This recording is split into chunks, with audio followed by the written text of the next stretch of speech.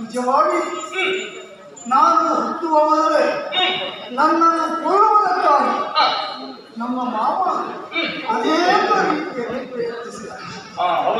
ಹಾಗಾಗಿ ಬದುಕಿಗಾಗಿ ಹೋರಾಟ. ಆಮೇಲೆ ಹುಟ್ಟಿದ ಮೇಲೂ ಆತ ಸುಮ್ಮನೆ ಹೇಳಿಲ್ಲ. ಹುಟ್ಟಿದ ನಾನು ಬದುಕಲೇಬಾರದು ಎಂದು ನನ್ನನ್ನು ಕೊಲ್ಲುವುದಕ್ಕಾಗಿ ಅನೇಕ ರಕ್ತವನ್ನು ಕೊಟ್ಟ. ಹೋರಾಟದ ಬದುಕಿಗೆ ಆಗಿಹೋಯಿತು.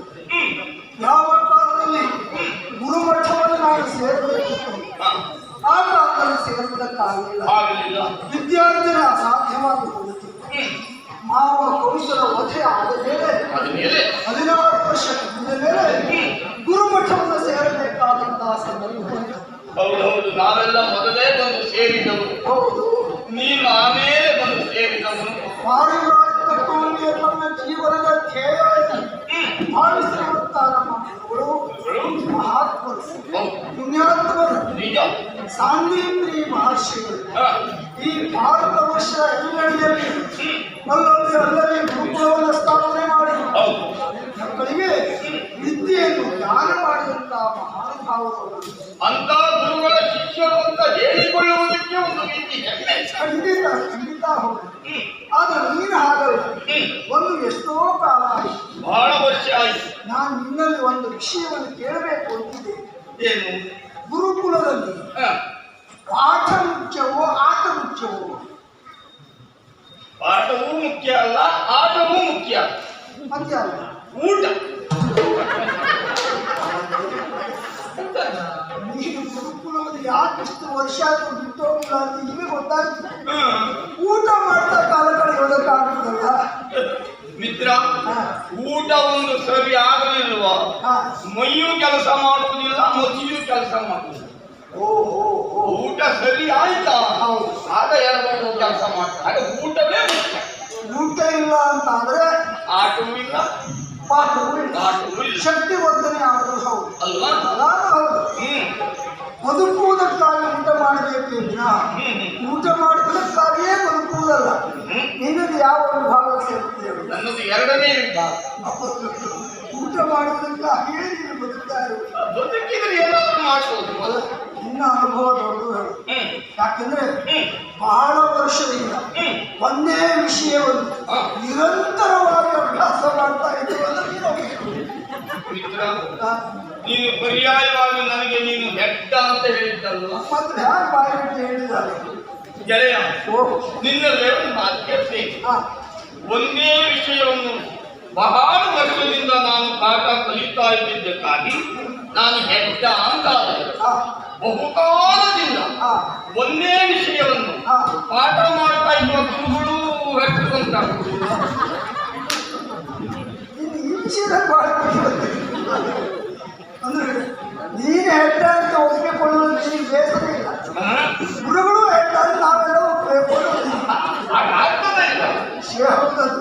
ಆದರೆ ತಿಳುವಳಿಕೆ ದೋಷ ಎನ್ನುವುದು ಗೊತ್ತಾ? ಹಾ, ಒಂದೇ ವಿಷಯವನ್ನು ಅನೇಕ ವರ್ಷದವರೆಗೆ ಅಭ್ಯಾಸ ಮಾಡ್ತಾ ಇದ್ದಂತಹ ವಿದ್ಯಾರ್ಥಿಗಳು, ಹ್ಮ್, ಒಂದೇ ವಿಷಯವನ್ನು ಅನೇಕ ವರ್ಷ ಪಾಠ ಮಾಡುವಂತಹ ಅಧ್ಯಾಪಕರು ವ್ಯತ್ಯಾಸ ಏನು? ಏನು? ಇವನಿಗೆ ಅರ್ಥವೇ ಆಗಲಿಲ್ಲ, ಆಹಾ, ಹಾಗಾಗಿ ಒಂದೇ ಅಭ್ಯಾಸ ಮಾಡ್ತಾ ಇದ್ದಾರೆ. ಆಹಾ. ಅವರಿಗೆಲ್ಲವೂ ಅರ್ಥ ಆಗಿದೆ. ಆದ್ದರಿಂದ ಪ್ರತಿ ವರ್ಷ ಬಂದ ವಿದ್ಯಾರ್ಥಿಗಳು ಹೊಸದಾಗಿ ಪಾಠವನ್ನು ಅದನ್ನೇ ಮಾಡಬೇಕಾಗುತ್ತೆ. ಮತ್ತೆ ವ್ಯತ್ಯಾಸ, ಬಹಳ ವ್ಯತ್ಯಾಸ ಇಲ್ಲ. ಅಂದ್ರೆ ಇವನಿಗೆ ಅರ್ಥವೇ ಆಗುತ್ತಿಲ್ಲ, ಅವರಿಗೆ ಅರ್ಥವೇ ಮುಗಿಯುವುದಿಲ್ಲ. ಅದು ಮುಗಿದಿದೆ, ಅದನ್ನು ಉಳಿದವರು ತಿಳಿಸಬೇಕಾಗಿದೆ. ಏನೇ ಆಗಲಿ ಆದರೂ ಪಾಠ ಮುಗಿಯಿತು. ಮುಗಿಯಿತು. 64 ದಿವಸದಲ್ಲಿ 64 ವಿದ್ಯೆಯನ್ನು ನೀನು ಕಲಿತಿ ಅಂತ ನಮ್ಮ ಗುರುಗಳು ಹೇಳಿದರು. ಹೌದಪ್ಪ, ನನಗೆ ಆಶ್ಚರ್ಯ ಆಗಿ ಹೋಯಿತು. ನಮಗೆ ಪರಮಾಶ್ಚರ್ಯ. ಅಲ್ವೋ? ಇನ್ನು ಗುರುಮಠವನ್ನು ಬಿಟ್ಟು ತೆರಳಬೇಕಾದಂತಹ ಒಂದು ಸಂದರ್ಭ. ಏನಂದ್ರೆ ಬೇಸರದ ಸಂಗತಿ. ಗುರುಗಳಿಂದ ದಕ್ಷಿಣೆಯನ್ನು ಒಪ್ಪಿಸಿ ಹೋಗಬೇಕು. ಹೌದು. ಆದರೆ ಅದಕ್ಕಿಂತಲೂ ಪೂರ್ವದಲ್ಲಿ ನಾವೆಲ್ಲರೂ ಒಟ್ಟಾಗಿ ಒಟ್ಟಾಗಿ ಆಟ ಮಾಡಿ ಹಾ, ಹೇಗೆ ಆಟ ಮಾಡುವುದು ಇಲ್ಲಲ್ಲ. ನಾವು ಯಾವತ್ತೂ ಪರ್ವತದ ಗಡಿಯಲ್ಲಿ ಆಟ ಮಾಡುದು. ಅಲ್ಲಿಗೆ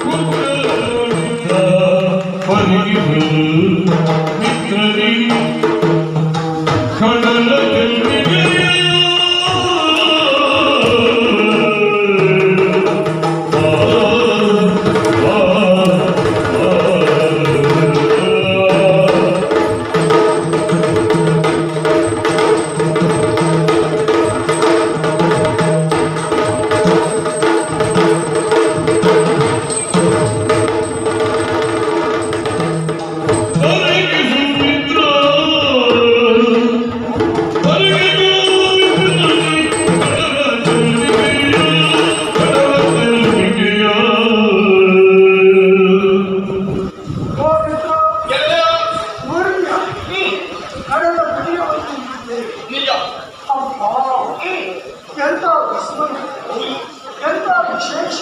ಹೌದಪ್ಪ ಜೀವನದಲ್ಲಿ ಹ್ಮ್ ಪ್ರಕೃತಿಯಿಂದ ಪಾಠವನ್ನು ಕಲಿಯಬೇಕು. ಹಾ ಹಾಗಾಗಿ ರಾಜ್ಯರಾಜರು ಹೇಳ್ತಿದ್ದೇವೆ, ಏನು ಗೆಳೆಯ ಒಂದು ಕೋಶ ಓದಬೇಕು. ಇಲ್ಲ ದೇಶ ತಿಳಿಯಬೇಕು ಹೌದು, ಈಗ ಹಾ ಕೋಶವನ್ನು ಓದಿಸಿದ್ದೇವೆ. ನಿಜ ಇವತ್ತಿಂದ ಒಂದು ಪ್ರಮಾಣ ರೂಪಿಸಿದ್ದೇವೆ. ಹೌದು ಹೌದು ದೇಶ ಸುತ್ತಾಟ ದೇಶ ಹಾ ಇಲ್ಲಿಂದೇ ಪ್ರಾರಂಭ ಆಗ್ತಿರೋದು. ಯಾಕೆ ಗೆಳೆಯ ಆ ಅನುಭವ ಕೊಡ್ತಾ ಇದೆ.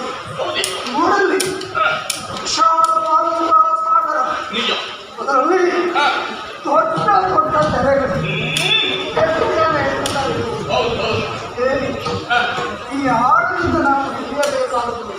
ಏನು ಸಮುದ್ರವನ್ನು, ಆಕಾಶವನ್ನು ಹಾ ನೀಲಿ ಬಣ್ಣದಿಂದ ಹಾ ಕಲಾವಿದರು ರೂಪಿಸುತ್ತಾರೆ. ಯಾಕೆ? ಯಾಕೆ ರಾಮನ ಬಣ್ಣದಿ ಹಾ ಕೃಷ್ಣನಾದ ರಾಜ್ಯವನ್ನು ನೀನು ಯಾಕೆ ನೀನು? ಒಬ್ಬ ಪ್ರಾಜ್ಞೆ ಹೇಳಿದಂತೆ ಏನು ಕಾರಣ ಇಷ್ಟೇ, ಹಾ ಸಾಗರದ ವಿಸ್ತಾರವನ್ನು ಹಾ ಆಳವನ್ನು ಅಳಲು ತಿಳಿಯುವುದಕ್ಕೆ ಆಗುವುದಿಲ್ಲ. ಹಾ ಹಾಗಾಗಿ ಹಾ ಯಾವುದು ಹೆಚ್ಚು ಆಳವಾಗಿದೆ ಹಾ ಅದು ದೂರದಿಂದ ನೋಡುವಾಗ ನೀರಿ ಆಗುತ್ತದೆ. ಅದರಲ್ಲೂ ಹಿರಿಯಾಗಿ ನಾವು ಮೋಡ ಇಲ್ಲದೇ ಇದ್ದಾರೆ. ಹಾಗಾದರೆ ಯಾವುದು ವಿಸ್ತಾರವಾದದೋ ಅದು ನೀರಿ ಬಣ್ಣದಿಂದಲೇ ಶೋಭಿಸುತ್ತದೆ. ಆದ್ದರಿಂದ ಕಡಲ ಬಣ್ಣ ನೀಲಿ, ನೀಲಿ ಆಕಾಶದ ಬಣ್ಣ ನೀಲಿ. ನೀಲಿ ಹೇಳಿ, ಓ ನನಗೆ ಅನ್ನಿಸ್ತದೆ ಹಾ ಇದರ ಸಮ್ಮುಖದಲ್ಲಿ ನಿಂತಾಗ ಹಾ ಈ ಮಾನವ ಯಾಕೆ ಪಾಠವನ್ನು ತಿಳಿಯುವುದಿಲ್ಲ? ತಾನೇ ಶ್ರೇಷ್ಠ, ಹಾ ಹಾ ತನಗಿಂತಲೂ ಯಾವುದೂ ಶ್ರೇಷ್ಠವಿಲ್ಲ. ಇಡೀ ಪ್ರಕೃತಿಯನ್ನೇ ನನ್ನ ಕೈಯ ಹಿಡಿತಲ್ಲಿ ಇಟ್ಟುಕೊಳ್ಳುವಂತಹ ಸಾಮರ್ಥ್ಯ ನನಗುಂಟು. ಎಲ್ಲವೂ ನಾನು ನನ್ನದು ಹೌದಪ್ಪ, ನಿಜವಾಗಿ ಹಾ ಈ ಹೆತ್ತರೆಯನ್ನು ಗಮನಿಸಿ, ಹಾ ಅದು ಎಷ್ಟೆತ್ತರದಿಂದ ಬರುತ್ತದೆ. ಅಯ್ಯಪ್ಪ ಅದನ್ನು ನೋಡಿದರೆ ತಾನೆಷ್ಟು ಪುಂಜ ಎನ್ನುವುದನ್ನು ಸಾಂಕೇತಿಕವಾಗಿ ತಿಳಿಯುವುದಕ್ಕೆ ಆಗಿರುವುದಕ್ಕಾಗುತ್ತದೆ. ಭೀಕರವಾದಂತಹ ಪ್ರವಾಹವನ್ನು ಆದರೆ ತಡೆಯುವುದಕ್ಕೆ ಯಾವ ವ್ಯಕ್ತಿಯಿಂದ ಸಾಧ್ಯವೋ ಬದುಕುವುದೇ ಕಷ್ಟ ತಡೆಯುವುದು ಇಲ್ಲಿಯೂ ಪ್ರಕೃತಿಯನ್ನು ಮೀರುವುದಕ್ಕೆ ಗೆಲ್ಲುವುದಕ್ಕೆ ಮಾನವಿಂದ ಆಗುವುದಿಲ್ಲ. ಚಂಡಮಾರುತ ಬೀಸಿಕೊಳ್ತಾರೆ, ತಡೆಯುವುದಕ್ಕೆ ಯಾರಿದ್ದಾರೆ? ಉಳಿವ ತಡೆಯುವುದಲ್ಲ ಇವು ಉಳಿದ ಮನೆಯ ತಡೆಯಲಿಕ್ಕೆ ಆಗುವುದಿಲ್ಲ ತಡೆಗಡೆಯಂತೆ ಕತ್ತರಿಸಿ ಹೋಗ್ತಾರೆ ಮಾನವ. ನಿಜ ಅಲ್ಲಿಯೂ ಪ್ರಕೃತಿಯನ್ನು ಮೀರುವುದಕ್ಕೆ ಆಗುವುದಿಲ್ಲ. ಭೀಕರವಾದಂತಹ ಅಥವಾ ಇವೆಲ್ಲವನ್ನು ತಡೆಯುವುದಕ್ಕೆ ಯಾವ ಮನುಷ್ಯನಿಗೂ ಸಾಧ್ಯ ಆಗ್ತಾ ಇಲ್ಲ. ಇದನ್ನ ನಿಂತಾಗ ನೆರೆಯವರ ಮಾನವ ತನ್ನ ಒಳಗಡೆಯಿಂದ ಕರೆದುಕೊಳ್ಳದೆ ತಾನೆಷ್ಟು ಕಿಚ್ಚ ಸಣ್ಣವ ಎನ್ನುವುದಕ್ಕೆ ಗೊತ್ತಾಗುತ್ತದೆ. ನೋಡಬಹುದು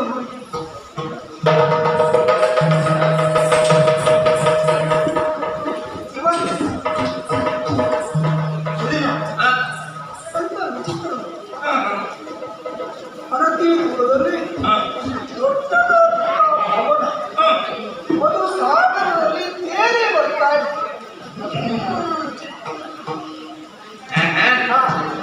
ಭವನ ಅಲ್ಲ ಅದು ಗೆಳೆಯ ಮತ್ತೆ ನನಗೆ ಹೇಳು,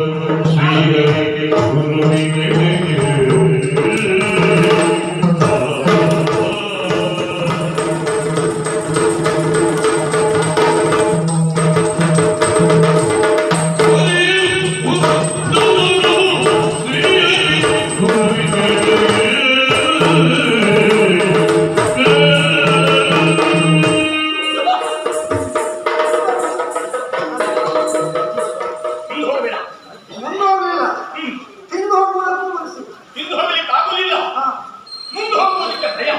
ಅಯ್ಯೋ ಹೌದೇ ಹೌದು. ಭಯ ಯಾಕೆ ಮನೆ ನೋಡಿದ್ರೆ ನೋಡು, ಹಾ ಅದು ನೀನು ಹೇಳಿದ ಹಾಗೆ ಭವನವೇ ಹೌದು ಅಂತಾರೆ. ಹಾ ಸಮುದ್ರದಲ್ಲಿ ತೇಲುವುದಕ್ಕೆ ಸಾಧ್ಯವೇ ಇಲ್ಲ. ಓ ಸುಳ್ಳಲ್ಲ ಇದರ ಮೇಲಾದ್ರೂ ಮನೆ ಕಟ್ಟೋಣ ನಾವು ನೋಡ್ತೇವೆ. ಸಾಗರದ ಮನೆ ಕಟ್ಟೋದು ಸಾಗರದಲ್ಲಿ ಯಾರು ಮನೆ ಕಟ್ಟುವುದಿಲ್ಲ. ಅದು ಮನೆ ಬರ್ತಾ ಕೂಡ ಹೌದಾ? ಹಾ ನನಗೆ ಗೊತ್ತಾಯ್ತು. ಹೌದಾ ಗುರುಗಳು ಆಗಾಗ ಹೇಳ್ತಾ ಇರ್ತಿದ್ರು, ಹಾ ಇಲ್ಲಿ ಅನತಿ ದೂರದಲ್ಲಿ ಹಾ ರಕ್ಷಕರು ವಾಸವಾಗಿದ್ದಾರೆ. ಹಾ ಹಾ ಹಾ ಆ ರಕ್ಷಕರ ಮಾಯೆ ಇರಬಹುದೇ? ಹಾ ಈ ಪ್ರದೇಶದಲ್ಲಿ ರಕ್ಕಸರು ಮಾಯ ಮಾಡಿ ಹಾ ಗೆಲುವು ಸಾಧಿಸುವುದಕ್ಕಾಗುವುದೇ? ಅವರೆಲ್ಲ ದೀಪಾವಳಿ ಇರಬಹುದು. ಹೌದೇ ಹೌದು. ಇಲ್ಲಿ ಯಾಕೆ? ಓ ಗೊತ್ತಾಯ್ತು. ಹಾ ಹತ್ತಿಂದ ಇತ್ತ ಇಲ್ಲಿಂದ ಅತ್ತ ಹಾ ಸಂಚಾರ ಮಾಡ್ತಾ ಉಂಟು ಅಂತಾದ್ರೆ ಹಾ ಅದು ಕಡಲ ಹಂಸ. ಕಡಲ ಹಂಸ. ಕಡಲ ಹಂಸ. ಕಡಲ ಹಂಸ. ಹೌದಾ? ಕಡಲಲ್ಲಿ ಹಂಸ ಇರುವುದಿಲ್ಲ. ಇರುವುದಿಲ್ಲ ಅಂತಂದ್ರು. ಸರೋವರದಲ್ಲಿ ಹಂಸ ಇರುವುದು. ಸರೋವರದಲ್ಲಿ ಇದ್ದಿದ್ದು ಬೇಸರ ಬಂದು ಈ ಕಡಲಿಗೆ ಬಂದಿದೆ. ಕಡಲಲ್ಲಿಯೇ ಬೆಳೆಸಿದೆ. ಬೆಳೆಸಿದೆ. ಹೌದೌದು. ಆ ಕರಾವಳಿ ಕಾಡಿದ್ದಾರೆ. ಕರಾವಳಿ ಕರಾವಳಿ ಹೋಗಿ ಎಲ್ಲರೂ ಕರಾವಳಿ ಎಳೆಯ ಅಲ್ಲ ಅದು. ಹಾ ಯಾಕೆಂದ್ರೆ ಆರಂಭದಲ್ಲಿ ನೋಡಿದಾಗ ಕಡಲ ಹಂಸ ಕಂಡಿದ್ದು ಹೌದು. ಏನಿರ್ಬಹುದು ನಮಗೆ ಯೋಚನೆಗೆ ಸಿಗ್ತದಲ್ಲ. ಹಾ ಇದು ಏನು ಅಂತ ತಿಳಿಬೇಕಾ? ಹಾ ಒಂದ ನಿನಗೆ ಗೊತ್ತಿರ್ಬೇಕಿತ್ತು. ಹಾ ನಿನಗೂ ಗೊತ್ತಾಗಲಿಲ್ಲ ಅಂತಾದ್ರೆ ನಮ್ಮ ಗುರುಗಳಿಗೆ ಗೊತ್ತಿದ್ದು ಇರಬಹುದು. ಈ ಸ್ಥಳದಲ್ಲಿ ಅನೇಕ ಪ್ರಾಣಿಗಳಿವೆ. ಹೌದು. ವಾಸ್ತವ್ಯವನ್ನು ಹೊಂದಿದವರು ನನಗಿಂತಲೂ ಮದುವೆ ಇದ್ದವರು ಅಲ್ವಾ? ಹೌದು. ನಿನಗೆ ಗೊತ್ತಿದ್ದವರು ಹೇಗಿರ್ಬೋದು? ನಿನಗಿಂತಲೂ ಮದುವೆ ಇದ್ದವು ನಾನು. ನಿನಗೂ ಗೊತ್ತಿಲ್ಲ. ನನಗೆ ಗೊತ್ತಿಲ್ಲ. ಅವರಿಗೆ ಗೊತ್ತಿಲ್ಲ. ನನಗಿಂತಲೂ ಮೊದಲೇ ಇದ್ದವರು ಅವರಲ್ಲಿ ಹೋಗಿದ್ದಾರೆ. ಅವರಿಗೆ ಕೇಳ.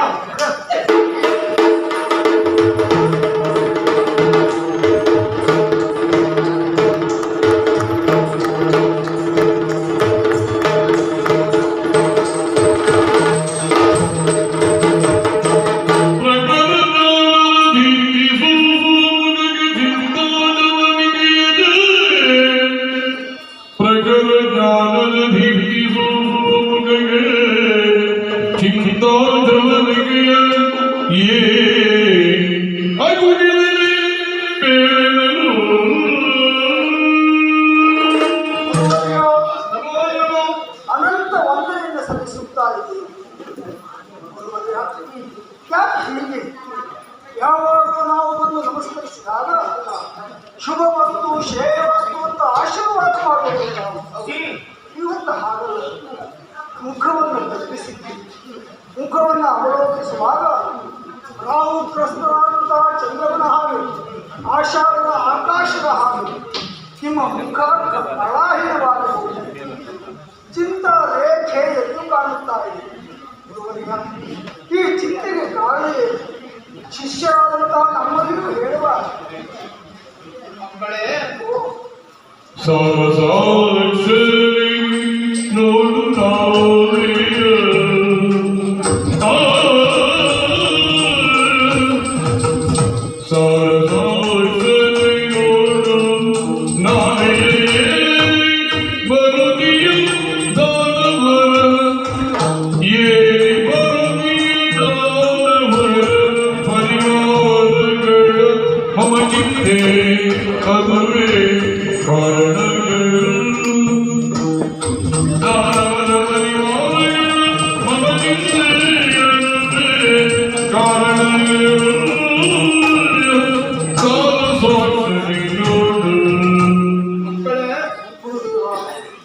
ಚಿಂತಾಕ್ರಾಂತರಾಗಿ ಕುಳಿತುಕೊಂಡವರ ಕಾರಣ ಉಂಟು. ಇಂದು ಎಳ್ಳಮಾವಾಸ್ಯೆ. ಕಳೆದ ವರ್ಷ ಎಳ್ಳಮಾವಾಸ್ಯೆಯ ದಿನ ನನ್ನ ಮಗ ನಡೆದಂತ ಸಮುದ್ರ ಸ್ನಾನಕ್ಕಾಗಿ ಹೋಗಿದ್ದಾನೆ. ಹೋದಂತ ನನ್ನ ಮಗ ಸ್ನಾನ ಮಾಡಿ ಮತ್ತೆ ಹಿಂದೆ ಬಂದವರ. ಹೌದು, ಇಂದು ಬಂದಿದ್ದಾರೆ, ನಾಳೆ ಚಿಂತಿಸಿ ಬರಲೇ ಇಲ್ಲ. ಅದಕ್ಕೆಲ್ಲ ಕಾರಣ ಏನು ನಾನು ಕಲಿಸಿಕೊಂಡಿದ್ದೇನೆ. ನೋಡಿದ್ದೆ ಆ ಕಡೆಯಲ್ಲಿ ಒಂದು ನಾವೇ ನಡೆದಂತಾಯಿತು.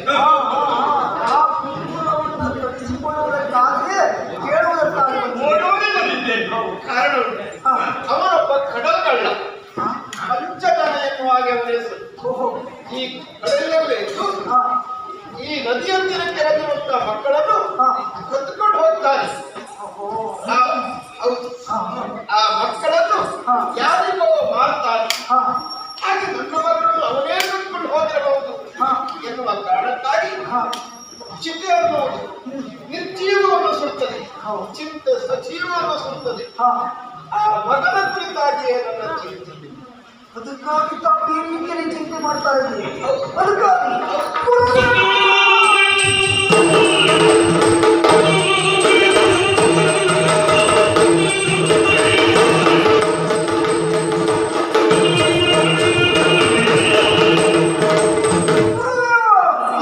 ಚಿಂತೆಯನ್ನು ಬಿಡಿ, ನಿಮ್ಮ ಚಿಂತೆಯನ್ನು ನಾನು ನಿವಾರಣೆ ಮಾಡಿಕೊಡ್ತೇನೆ.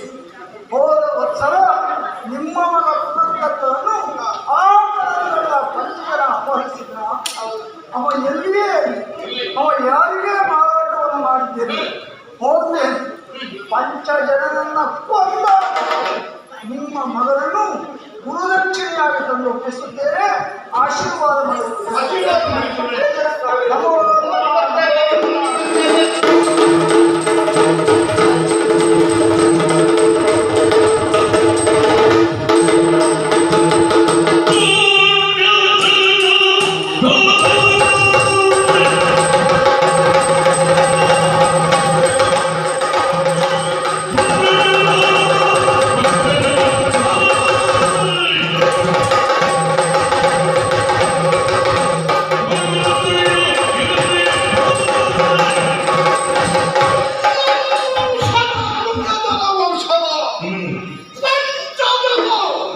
ಇಂದು ಕಡಲಿ ಒಡೆಯನಾಗಿ ನಡೆಯುತ್ತಿದ್ದೇನೆ. ಅದೊಂದು ಕಾಲ ಹೊರಗಿನವರನ್ನು ಕೊಂದು ಕಳೆದಾಗ ಅದೆಷ್ಟೋ ಜನ ಬಳಿ ಹೋದರು, ದಿಕ್ಕಾಪಾಲಾದರು. ಅಷ್ಟೋ ಇಷ್ಟೋ ಅಂತವನ್ನು ಇಂಥವರನ್ನು ಸೇರಿಕೊಂಡು ಸಮುದ್ರದ ಒಂದು ಸ್ಥಳ ಇದೆ. ಕುಶಸ್ಥಳಿ, ಅಲ್ಲಿಯ ದೊರೆಯಾಗಿ ರೈವತನಿದ್ದಾನೆ ಎಂದು ಕೇಳಿದೆ. ನೇರವಾಗಿ ಕುಶಸ್ಥಳಿಗಳನ್ನು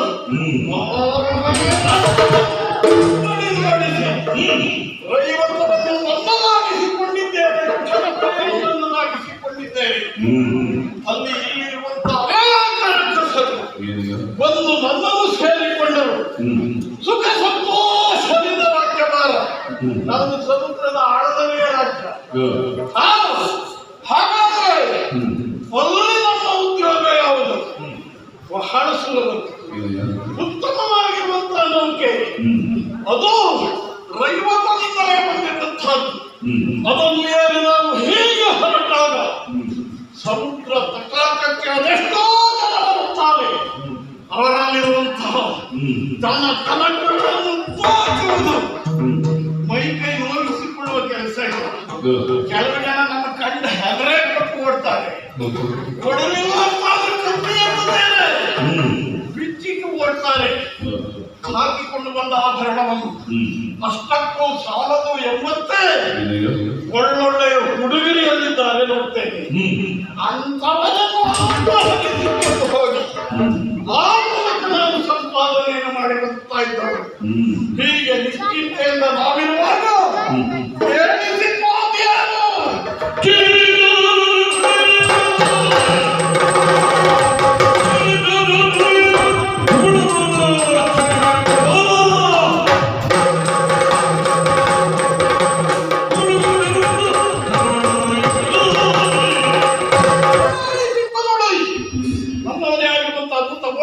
ಹೇಳಿದ ಎಲ್ಲಿಯೋ ಈ ಮಕ್ಕಳಂತೆ ನಮ್ಮ ಪುರಕ್ಕೆ ಧಾವಿಸಿ ಬಂದಿದ್ದಾರಂತೆ. ಮಕ್ಕಳಿಬ್ಬರು ಇಲ್ಲಿಗೆ ಬಂದರೆ ಬಹಳ ಒಳ್ಳೆಯದಾಯಿತು, ಬಹಳ ಒಳ್ಳೆಯದಾಯಿತು. ಅವರನ್ನು ಅಪಹರಿಸುವುದು ಬಹಳ ಸುಲಭವೇ. ಅವರು ಇಲ್ಲಿಗೆ ಬಂದಿದ್ದಾರಂತಾದ್ರೆ ಈ ಪಂಚಜನದಿಂದ ಏನಾಗಬೇಕು? ಬಂದಿರುವುದು ಸತ್ಯವೋ ಒಂದವರು ಎಂಥವರು ನೋಡಬೇಕೆಂದಾದ್ರೆ ಮುಂದೆ ಹೋಗಬೇಕು.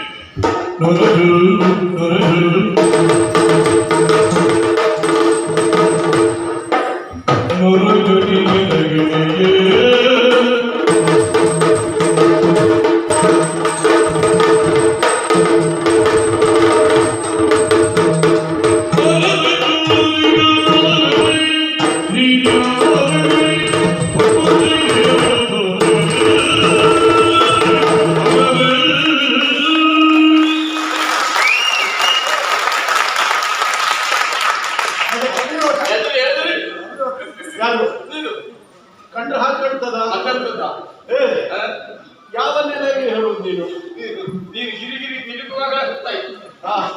ಅದನ್ನು ತಿರುಗ್ತಾರ ಹೆದರಿದವನು ನಿಲ್ಲುವುದಿಲ್ಲ.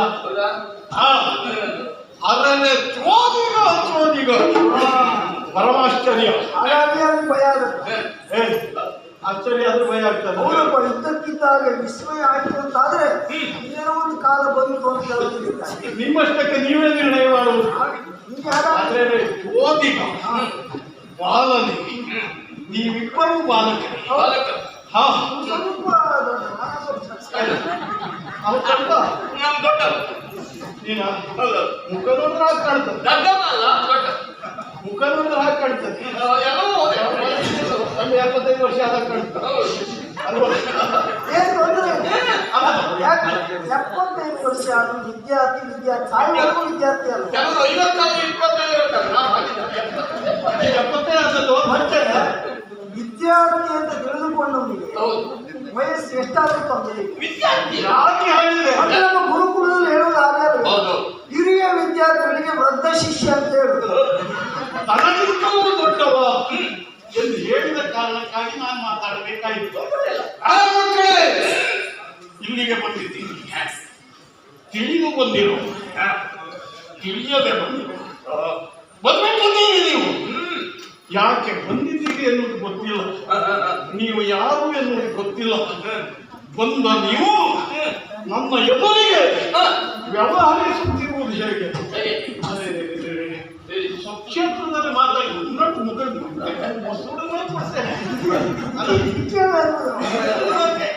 ಮುಸಿ ನೋಡ್ತಾ ಇದ್ದಾನೆ. ಕಳ್ಳ ನಗು ಇದು. ಹುಡುಗ ಯಾರಪ್ಪ ನೀನು? ಯಾರೇನು ಇಲ್ಲಿಗೆ ಯಾಕೆ ಬಂದೆ? ಹುಡುಗ ಯಾರಿಗೆ ಅಪ್ಪ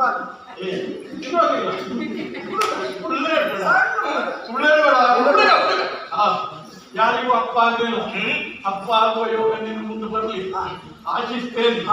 ಆದರೆ ನಮಗೆ ಬಂದು ನಮ್ಮ ಎದುರಿಗೆ ಬಂದು ಯಾರೊಪ್ಪಿಸಿ ಬಿಂಕದಿಂದ ನಿಂತಿದ್ದೀರಲ್ಲ, ನಿಮ್ಮ ಈ ಬಿಂಕ ನನ್ನ ಎದುರಿಗೆ ನಡೆದಿದ್ದ ಅಂದ್ರೆ ಯಾಕೋ ಮೊದಲು ಬಿಂಕ ಏನು ಬಿಂಕ ನೋಡಿದ್ರೆ ನನ್ನನ್ನು ಕೆಣಕುವುದಕ್ಕೆ ಬಂದವರು ಹಾಗೆ ಕಾಣ್ತೀನಿ. ಗೊತ್ತಾಯ್ತು, ನೀವಲ್ಲ ನನಗೆ ಲೆಕ್ಕವು. ನನ್ನ ಗಣರಿಗೆ ನೀವು ಬಂದ್ರೆ ಹೇಗೆ? ಒಂದು ನೊರಗೆ ಬಂದಾಗ ನೊರಗೆ ಬಂದ್ರೆ ಏನ್ ಮಾಡ್ತಾರೆ? ಏನಾಗ್ತದೆ? ಕೈ ಕೂದಿಲ್ಲ ಅದು ಸಿಕ್ಕಿದ್ರು ಹೊಸಕ್ಕೆ ಹಾಕ್ತಾರೆ. ಬಿಟ್ಟಿದ್ರೆ ಉರಿ ಆಗ್ತದೆ. ಹೌದು, ಆಮೇಲೆ ತುರ್ಕಿ ಆಗ್ತದೆ. ಕೈ ಸಿಕ್ಕುವುದಿಲ್ಲ, ಕಟ್ಟಿದ್ ಬಿಡುದು. ಹೃದಯದ ಕಚ್ಚಿನಲ್ಲಿ ಹಸಿಕೊಳ್ಬೇಕಾಗ್ತದೆ. ಹೌದು. ಹಾಗಾಗಿ ನೊರಗೆ ಸದಸ್ಯರಾಗಿರುವಂತ ನೀವು ಯಾರಿಗೆ ಎಲ್ಲಿಂದ ಬಂದಿದ್ದೀರಿ? ನಿಮ್ಮ ಹೆಸರೇನು? ಗುರು ಸಂದೀಪ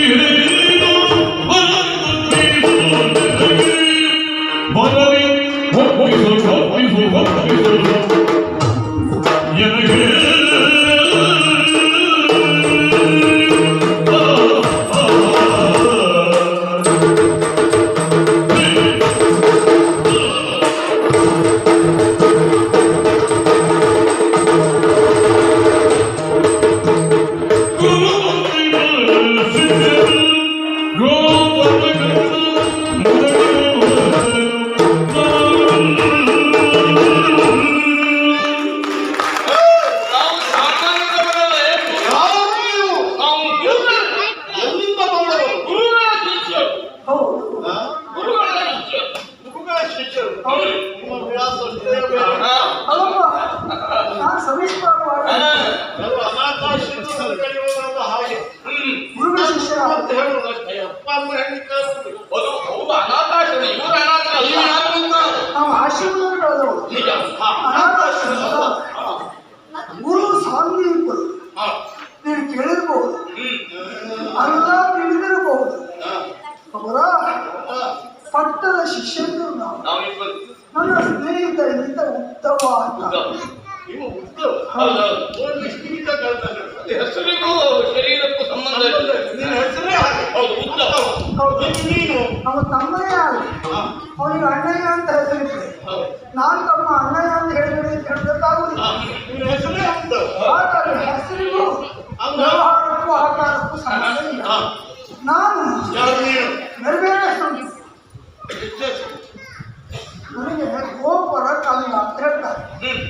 ಗೋಪರ ಕಂದ ನಿನಗೆ ಮಾತ್ರ ಅಲ್ಲ, ಗೋಪಾಲಕರ ಕಂದ ಮಕ್ಕಳಿಗೆಲ್ಲರೂ ಗೋಪರ ಕಂದ್ರೆ. ನಾನು ಗೋವುಗಳನ್ನು ಮೇಯಿಸಿಕೊಂಡಿದ್ದೆ, ಹಾಗಾಗಿ ಹಾಗಾಗಿ ಬಂದ ಅನ್ನೋರ್ಥಕ ನಾಮ. ಹಾ, ಆಮೇಲೆ ಆಮೇಲೆ ಮುರಳಿ ಮೋಹನ ಅಂತ ಹೇಳ್ತಾರೆ. ಹೌದು, ಯಾಕೆ ಹಾಗೆ? ಅಂದ್ರೆ ನಾನು ಮುರಳಿಯನ್ನು ಮೋಹಕವಾಗಿ ನುಡಿಸುತ್ತೇನೆ, ಹಾಗಾಗಿ ಮುರಳಿ ಮೋಹನ. ಹೌದು. ಮುಗಿತಾ?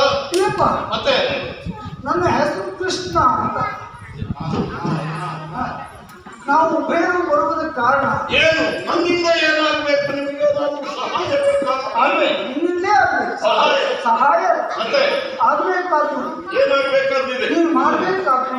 ನಾನು ನಿಮಗೆ ಏನಾಗಬೇಕು ಹೇಳು.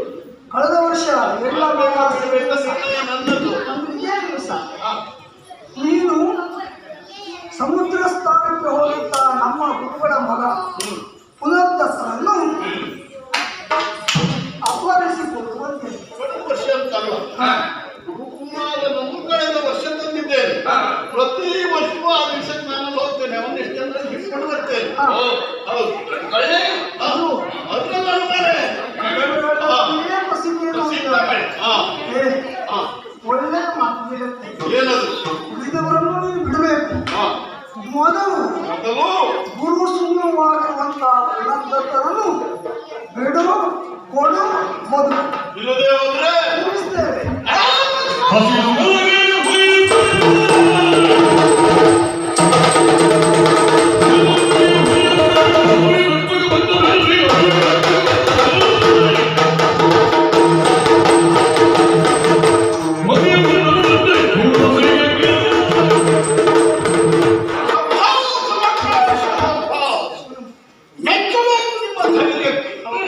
ಪಂಚಜನನ ಹೆಸರನ್ನು ಕೇಳಿದರೆ ಎದೆಯೊಡೆಯಿಸಿ ಒಡೆದು ಸಾಯುವವರು ಅನೇಕರಿದ್ದಾರೆ. ಪಂಚಜನ ಸುಳ್ಳೇ ಸಾಯಬೇಕು. ಸಾಯಬೇಕಾದ್ರೆ ಸತ್ಯ ಹೇಳಿ ಸಾಯ. ಸಾಯ್ಬೇಕಂದ್ರೆ ಹೇಳು, ಈಗ ಹೇಳುವುದಿಲ್ಲ. ಕಾನೂನು ನೀನು ಒಬ್ಬನೇ, ಪಂಚಜನ ಶಕ್ತಿ. ಹೆಸರು ಹಾಗೆ ಉತ್ತಮ ಅಂತ ಇಲ್ಲ. ಪಂಚಜನ ಐದು ಜನ ಅಂತ ಹೆಸರಲ್ಲ. ಹೆಸರು ಹೆಸರು ಮತ್ತೆ ಇನ್ನು ಜನವೇ ಜಗ. ಹಾ, ನಾನೊಬ್ಬ ವೀರಾಗ್ರೇಸ, ನಾನೊಬ್ಬ ದಾನವನೇ. ಹಾ, ನಿಮ್ಮ ಸಾಮಾನ್ಯ ಜನ ಅಲ್ಲ. ಇಲ್ಲಿಗೆ ಬರುವ ಧೈರ್ಯ ತೋರಿದ್ರಿ, ಬಂದು ನನ್ನ ಎದುರಿಗೆ ನಿಲ್ಲುವ ಧೈರ್ಯ ತೋರಿದ್ರಿ. ಮತ್ತೆ ಸಾಲದ್ದಕ್ಕೆ ಹೆದರಿಕೆ ಹಾಕ್ತೀರ. ನಿಜ. ಒಳ್ಳೆಯ ಮಾತಿನಿಂದ ಒಪ್ಪಿಸಬೇಕು. ನಾನು ನಿಮಗೆ ಅವನನ್ನು ಒಪ್ಪಿಸಿ ಬದುಕಬೇಕು, ಬದುಕಬೇಕು.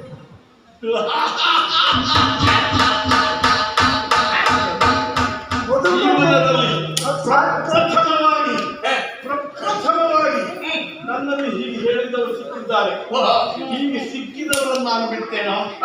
ನೀವು ಇಲ್ಲಿಗೆ ಬಂದಿರುವುದು ಹೇಗಾಯ್ತು ಗೊತ್ತಾ? ಹುಲಿಯೇ ಕ್ರೂರ, ಅದರಲ್ಲಿಯೂ ಹಸಿರು ಮಲಗಿರುವಂತಹ ಹುಲಿ. ಆ ಹುಲಿಯ ಗುಹೆಗೆ ಹುಲ್ಲೆಯ ಮರಿಯೊಂದು ಹೋದ ಹಾಗೆ, ಹುಲ್ಲೆಯ ಮರಿ ಹೋದ ಹಾಗೆ ನಾನು ಹುಲಿ ಸದೃಶ, ನೀವು ಹುಲ್ಲೆ ಸದೃಶ. ಆ ಹುಲಿಯ ಬಾಯಿಗೆ ಸಿಕ್ಕ ಹುಲ್ಲೆಗಳಂತಾಗುತ್ತಿದೆ. ಹುಲಿಯುಂಟ ಹುಲಿ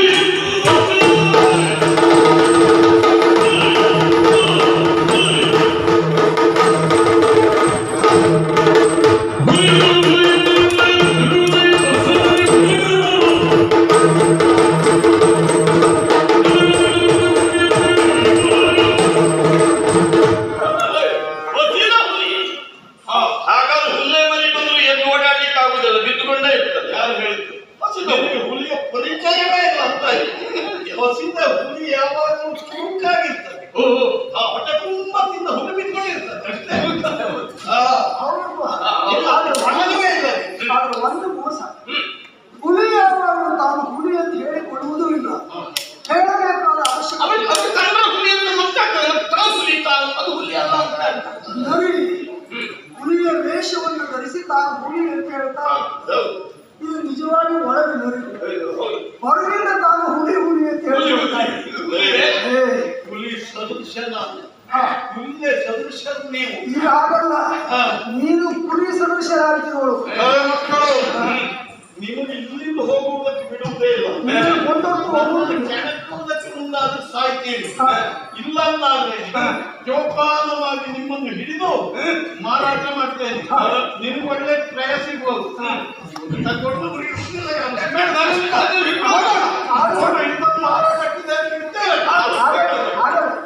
ಎಣ್ಣೆ ಒಟ್ಟಿ ಒಂದು ಹಗ್ಗವನ್ನು ಕೊಡು. ಇಬ್ಬರನ್ನು ಮುಗಿಸ್ತೇನೆ.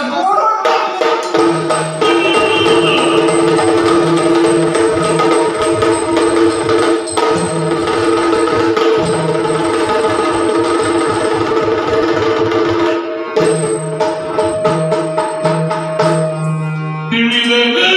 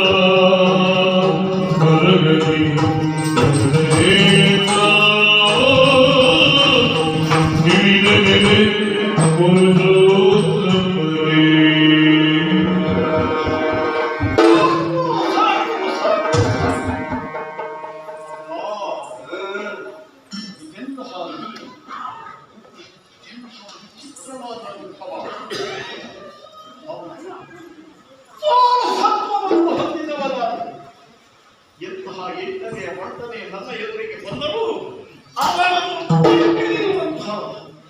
ಶಕ್ತಿ ಸಾಮರ್ಥ್ಯ ಬಂದ ಈ ಮಕ್ಕಳಿಗೆ ಓಡಲು ಹುಡುಕುವುದಕ್ಕೆ ಹೊರಟೆ. ಇದು ಲೆಕ್ಕದ ಇವ ಲೆಕ್ಕಕ್ಕೆ ಸಿಗುವ ಇದಕ್ಕೆ ಹೋಗ್ಬೇಕು.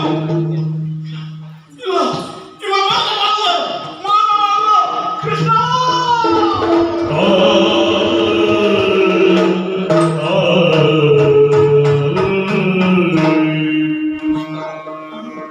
ನೀನು ಸಾಮಾನ್ಯ ಒಬ್ಬ ವ್ಯಕ್ತಿಯಲ್ಲ ಎನ್ನುವುದನ್ನು ನಾನು ಅರಿತೆ. ಯಾವ ಕ್ಷಣದಲ್ಲಿ ನಿನ್ನ ಆ ಕರ ಸ್ಪರ್ಶ ನನ್ನ ದೇಹಕ್ಕೆ ಉಂಟಾಯಿತು, ಆ ಕ್ಷಣದಲ್ಲಿ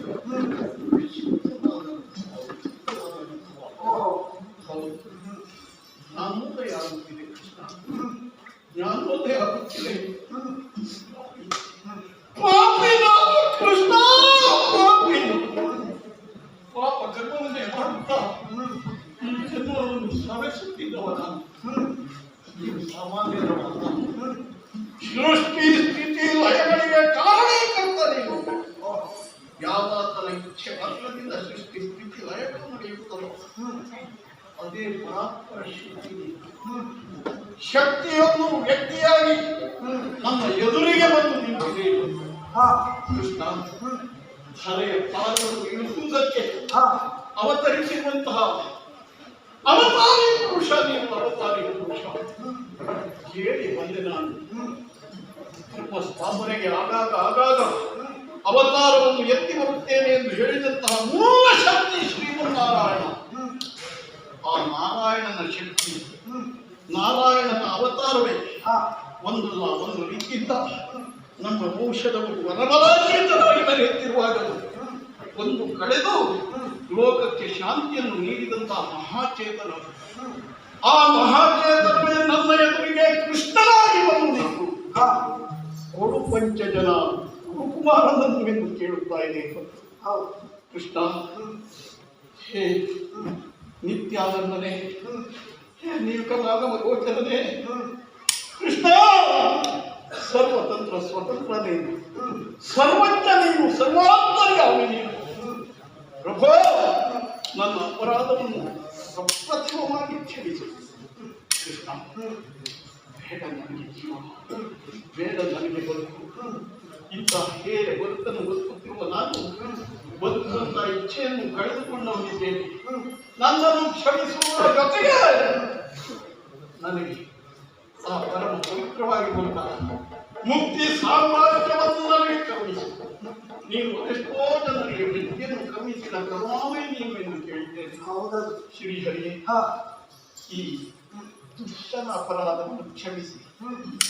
ದುಷ್ಟನೇ ಆದರೂ ಜ್ಞಾನೋದಯ ಉಂಟಾಗಿ ನಿನ್ನ ಪದಮೂಲದಲ್ಲಿ ಬಿದ್ದು ಬೇಡುತ್ತಿದ್ದೇನೆ. ನನ್ನ ಇಚ್ಛೆಯನ್ನು ಈಡೇರಿಸು ಕೃಷ್ಣ, ಈಡೇರಿಸು. ಪಂಚಜನ, ಮುಕ್ತಿ ಎನ್ನುವುದು ಅಷ್ಟು ಸುಲಭವಾದದ್ದಲ್ಲ. ಅದನ್ನು ಸೇರಬೇಕು ಅಂತಾದರೆ ಮೂಲತಃ ಅರ್ಹತೆ ಎನ್ನುವುದು ಬೇಕಾಗ್ತದೆ. ನೀನೇನು ಮಾಡಿದ ತಪ್ಪನ್ನು ಒಪ್ಪಿಕೊಳ್ತಾ ಇದ್ದೆ. ಪರಮಪದ ಮುಕ್ತಿಯನ್ನ, ಕೈವಲ್ಯವನ್ನು ಅನುಗ್ರಹಿಸುವಂತೆ ಬೇಡ್ತಾ ಇದ್ದೆ. ನಿನ್ನಂತವನಿಗೆ ಮುಕ್ತಿ ಪ್ರದಾಯಕನಾದಂತಹ ನಾನು ಮುಕ್ತಿಯನ್ನು ಅನುಗ್ರಹಿಸಿದೆ ಅಂತಾದರೆ ನಾಳೆಯಿಂದ ನರಕದ ಬಾಗಿಲೇ ಮುಚ್ಚಿ ಹೋಗಿದೆ. ಹಾಗಾಗಿ ಮುಕ್ತಿಯನ್ನು ನೀನು ಪಡೆಯುವ ಅರ್ಹತೆಯನ್ನು ಸಂಪಾದಿಸಿದೆ. ಮಾಡಿದ ತಪ್ಪನ್ನು ಒಪ್ಪಿಕೊಂಡ್ರೆ ಸಾಲದು, ಮತ್ತೆ ತಪ್ಪನ್ನು ತಿದ್ದಿಕೊಳ್ಳಬೇಕು. ಅದಕ್ಕೆ ನೀನು ಅಪಹರಿಸಿ ತಂದಿರುವಂತಹ ಪುನರ್ದತ್ತನ್ನು ಮೊದಲು ಒಪ್ಪಿಸು. ನನಗೆ ಬೇಕವರಿಲ್ಲ, ನನಗೆ ಅವರು ಬೇಡ. ಆದರೂ ಅಪಹರಿಸಿ ತಂದಿದ್ದೇನೆ. ಯಾಕೆ? ಅವರನ್ನು ನಾನು ಮುಗಿಯುವುದಕ್ಕಾಗಿ ತಂದಿರುವುದನ್ನು. ಅವರನ್ನೇ ಕ್ರಯಕ್ಕೆ ತೆಗೆದುಕೊಳ್ಳುವವರಿದ್ದಾರೆ, ಕೊಂಡುಕೊಳ್ಳುವವರಿದ್ದಾರೆ. ಅಂಥವರಿಗಾಗಿ ಅವನನ್ನು ನಾನು ತಂದಿರುವಂತಹ ಗುರುಕುಮಾರಕನನ್ನು ಕಂಡಂತಹ ಮೃತ್ಯು ಮಾಲಿನಿ ಅವನಿಗೆ ನಾನು ನಿಗದಿಪಡಿಸಿದಂತಹ ಮೊತ್ತವನ್ನು ನನಗೆ ಕೊಟ್ಟು ಅವನನ್ನು ಅವಳು ಕರೆದುಕೊಂಡು ನಡೆದು ಬಿಟ್ಟಿದ್ದಾಳೆ. ಕೃಷ್ಣ, ಅಂದ್ರೆ ಶಿಕ್ಷಿಸುವುದಾದ್ರೆ ಅವಳನ್ನು ನಾನು ಶಿಕ್ಷಿಸಬೇಕು, ಅವಳನ್ನು ಶಿಕ್ಷಿಸಬೇಕು. ಗುರುಕುಮಾರ ಇಲ್ಲಿ ಇಲ್ಲ, ಇದು ಸತ್ಯ. ಮಕ್ಕಳನ್ನು ಹಣ ಕೊಟ್ಟು ಕಳೆದುಕೊಳ್ಳುವವರು ಅವಳು. ಅವಳು ತಪ್ಪಿತಸ್ಥಳ ಅಲ್ಲ ಅಂತ ನಾನು ವಾದ ಇಲ್ಲ. ಚಾಡಿ ಹೇಳುವವರ ಬಾಯಿಗೆ ಪ್ರಾಯಶ್ಚಿತ್ತ ಮಾಡಬೇಕು, ಚಾಡಿ ಕೇಳುವವರ ಕಿವಿಗೆ ಪ್ರಾಯಶ್ಚಿತ್ತ ಮಾಡಬೇಕು, ಕೇಳುವವರ ಕಿವಿಯನ್ನೇ ಕೊಯ್ಯಬೇಕು. ಹಾಗೆ ಎಷ್ಟೋ ಜನ ಗೋವುಗಳನ್ನು ಕೊಡ್ತಾರೆ. ಕೊಲ್ಲುವವರಿಗೆ ಶಿಕ್ಷೆ ಕೊಡಬೇಕು, ಕೊಲ್ಲುವುದಕ್ಕಾಗಿ ಕೊಂಡು ಹೋಗಿ ಕೊಟ್ಟವರಿಗೆ ಶಿಕ್ಷೆ ಕೊಡಬೇಕು ಅನ್ನೋದೇ ಮುಖ್ಯ ವಿಷಯ ಅಲ್ವಾ? ಕೊಲ್ಲುವರು ಅದನ್ನೇ ಹೇಳ್ತಾರೆ, ಅವರೇ ತಂದು ಕೊಟ್ಟಿದ್ದಾರೆ, ನಾವು ಕೊಂದಿದ್ದೇವೆ, ತಪ್ಪೇ, ನಮ್ಮ ವೃತ್ತಿ ಅದು ಅಂತ. ನೀವು ಹಾಗೆ, ಇದು ವೃತ್ತಿ, ಮಾರಾಟ ಮಾಡುವುದು. ಅವರನ್ನು ಕ್ರಯ ಕೊಟ್ಟು ಪಡೆಯುವುದು ಅವರಿಗೆ ವೃತ್ತಿ. ಅವಳಲ್ಲಿ ಹೋಗಿ ಕೇಳುವುದಕ್ಕೆ ನಮಗೆ ಆಗುವುದೇ ಇಲ್ಲ. ಯಾಕೆ? ನಾವು ಕೊಟ್ಟವರಲ್ಲ, ನೀನು ಮಾರಾಟ ಮಾಡಿದವಲ್ಲ. ನೀನೇ ಅವಳಲ್ಲಿಗೆ ಹೋಗಿ ಅವಳು ಕೊಟ್ಟ ಕ್ರಯವನ್ನು ಬಡ್ಡಿ ಸಹಿತ ಮರಳಿ ಕೊಟ್ಟು ಪುನರ್ದತ್ತನಂತ ಲೋಪಿಸು. ನಾನು ಅವಳಲ್ಲಿ ಹೋಗಿ ಕೇಳಿದೆ, ನಾನು ಈಗಾಗಲೇ ಅವಳಿಗೆ ಕೊಟ್ಟು ಆಗಿದೆ. ಕೊಟ್ಟಿರುವಂತಹ ವಸ್ತುವನ್ನು, ವ್ಯಕ್ತಿಯನ್ನು ಪುನಃ ನಾನು ಕೇಳುವ ಹಾಗಿಲ್ಲ. ಯಾಕೆಂದ್ರೆ ಅದರ ಮೇಲೆ ನನ್ನ ಸ್ವಾಮಿತ್ವ ಯಾವುದೂ ಇಲ್ಲ. ಕೇವಲ ಒಂದು ಸ್ವಾಮಿತ್ವ, ಪ್ರಭುತ್ವ ಎನ್ನುವುದು ಬೇಕಾಗ್ತದೆ. ನಿನಗೆ ಹಾಗಲ್ಲ. ನೀನು ಜಗದಾದಿದೇವ, ನೀನು ಜಗನ್ನಾಯಕ, ನೀನು ಜಗತ್ತಿಗೆ ಪ್ರಭು. ಎಲ್ಲಿಯೂ ಯಾರನ್ನು ಯಾವ ವಿಷಯವಾಗಿ ಕೇಳಬಲ್ಲೆ ಪಡೆಯಬಲ್ಲೆ ಕೇಳುವ ಪಡೆಯುವ ಯೋಗ್ಯತಾ ಸಂಪನ್ನ ನೀನು. ನೀವೇ ಹೋಗಿ ಕೇಳಿದ್ರೆ ಆ ಕಾರ್ಯ ನಡೆದೀತು. ಅಂದ್ರೆ ನಿನ್ನ ಕೈ ಮೀರಿ ಹೋಗಿದೆ ಅನ್ನೋದು ನನಗೆ ಅರ್ಥ ಆಯ್ತು. ಅಂದ್ರೆ ನಿನ್ನ ತಪ್ಪನ್ನು ತಿದ್ದಿಕೊಳ್ಳುವುದಕ್ಕೆ ಅವಕಾಶ ಇದೆ. ಆದ್ರೆ ಮುಕ್ತಿಬೇಕು. ಇಲ್ಲಿ ಒಂದು ಮಾತು, ಏನು ನೀನು ತ್ಯಾಗಕ್ಕೆ ಸಿದ್ಧರಾಗ್ತೀಯೋ? ಹೌದು. ತ್ಯಾಗ ಇಲ್ಲಿಯ ತನಕ ತ್ಯಾಗ ಮಾಡುವಂತ ಬುದ್ಧಿ ಎಲ್ಲಿಗೂ ನನ್ನ ಮನಸ್ಸಿನಲ್ಲಿ ಬೆಳೆದಿರಲಿಲ್ಲ. ಈಗ ಹೋಗ ಬೇಡ, ತ್ಯಾಗ ಬೇಕು.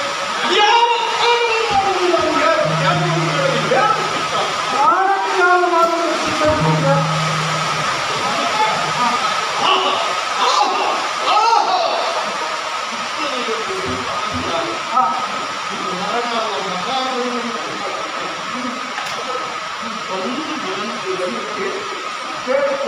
ನನ್ನ ಪ್ರಾಣವನ್ನು ನೀವು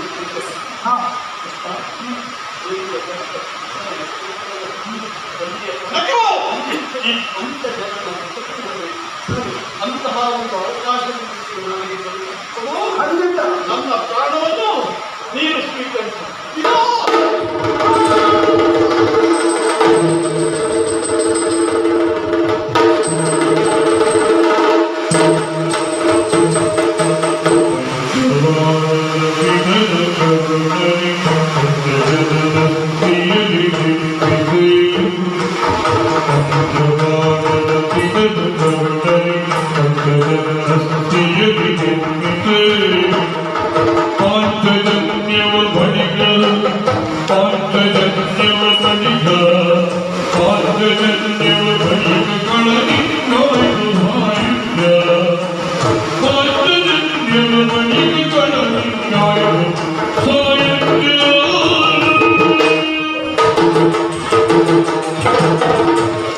ಕೊನೆಯ ಕಾಲದಲ್ಲಿ ಮಿಂಚಿ ಮದುವೆಯಾಗಿ ನಿಜವಾಗಿಯೂ ಅವನ ತ್ಯಾಗವನ್ನು ನಾನು ಒಪ್ಪಿ ಅವನ ಅನುಭವವಂತೆ ಪರಮ ಪದವಿಯನ್ನು ಕೊನೆಯಲ್ಲಿ ತನ್ನ ಅಪೇಕ್ಷೆಯನ್ನು ಮಂಡಿಸಿದ ಮರಣದಂಡನೆಗೆ ಗುರಿಯಾಗಬಹುದಾದಂತಹ ವ್ಯಕ್ತಿಯಾಗಿ ಅಪರಾಧಿಯಾದರು. ಅವನ ಕೊನೆಯ ಅಪೇಕ್ಷೆಯನ್ನು ಈಡೇರಿಸಿದರು. ಸೂರ್ಯಚಂದ್ರನಿರುವ ತನಕ ತನ್ನ ಗುರಿಯಲ್ಲಿ ಸ್ಥಿರಸ್ಥಾಯಿಯಾಗಬೇಕು. ಅದಕ್ಕಾಗಿ ಅವನ ವೃತ್ತಿಯನ್ನೇ ತೆಗೆದು ಪಾಂಚಜನ್ಯ ಎನ್ನುವಂತಹ ಶಂಖವನ್ನು ನಿರ್ಮಿಸಿದ್ದಾರೆ. ಪಂಚಜನದಿಂದ ನಿರ್ಮಿಸಿದ್ದು ಆದ್ದರಿಂದ ಪಾಂಚಜನ್ಯ. ಇದರ ವಿಶೇಷತೆಯನ್ನು ಗೊತ್ತಾಗುತ್ತೆ.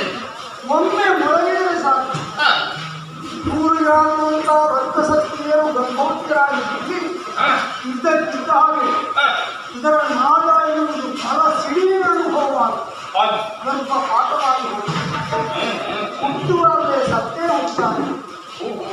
ಹಾಗಾಗಿ ದುರುಳರ ಸಂಖ್ಯೆಯನ್ನು ನಿಯಂತ್ರಿಸುವುದಕ್ಕೆ ಇದು ಅನುಕೂಲವಾಗಿದೆ. ಇನ್ನೂ ಒಂದು ವಿಶೇಷತೆ ಉಂಟು, ಅದು ಆಧ್ಯಾತ್ಮ. ಅಂದರೆ ಆತ್ಮ ಪರಮಾತ್ಮನ ಸೇರುವುದಕ್ಕೆ ಅನುಸಂಧಾನ ಮಾಡುವುದಕ್ಕೆ ಓಂಕಾರ ಎನ್ನುವಂತಹ ಪ್ರಣವ ಇದರಿಂದ ಹೊರಹೊಮ್ಮುತ್ತದೆ. ಹಾಗಾಗಿ ಇಬ್ಬಗೆಯ ವಿಶೇಷತೆಯಿಂದ ಕೂಡಿದ ಇಬ್ಬಗೆಯ ಪರಿಣಾಮವನ್ನು ಉಂಟು ಮಾಡುವಂತಹ ಶಕ್ತಿ ಸಾಮರ್ಥ್ಯ ಈ ಪಾಂಚಜನ್ಯಕ್ಕೆ ಏಕಪಾಲು. ಇದರ ಮೂಲಕ ಪಂಚಜನ ಹೆಸರು ಚಿರಸ್ಥಾಯಿಯಾಗಿ ಉಳಿಯುತ್ತದೆ. ಅವನ ಅಪೇಕ್ಷೆಯೂ ಇದೆ, ಆದರೆ ಸ್ವಂತ ಕಾರ್ಯ ಸಫಲವಾಗಲಿಲ್ಲ. ಅದು ಆಗಲಿಲ್ಲ. ಪ್ರತ್ಯುಮಾನಿಗೆ ಮಾರಾಟ ಮಾಡಿದ್ದೇವೆ, ಅದೇ ನೀನೇ ಪಡೆದು ಇಲ್ಲಿಯವರೆಗೆ ಬಂದವರು ನಾವು ಕಡಿಮೆಯಲ್ಲಿ ಹೋಗುವುದು ಅಂತ ಗುರುಗಳಲ್ಲಿ ಮಾತು ಕೊಟ್ಟು ಬಂದಿದ್ದೇವೆ. ಉಳಿಯುವ ಸ್ವತಃ ಕೂಡ ಹೌದು. ಮೃತ್ಯು ಲೋಕ, ಮೃತ್ಯು ಲೋಕಕ್ಕೆ ಸಜೀವವಾಗಿ ಪ್ರವೇಶ ಮಾಡುತ್ತದೆ.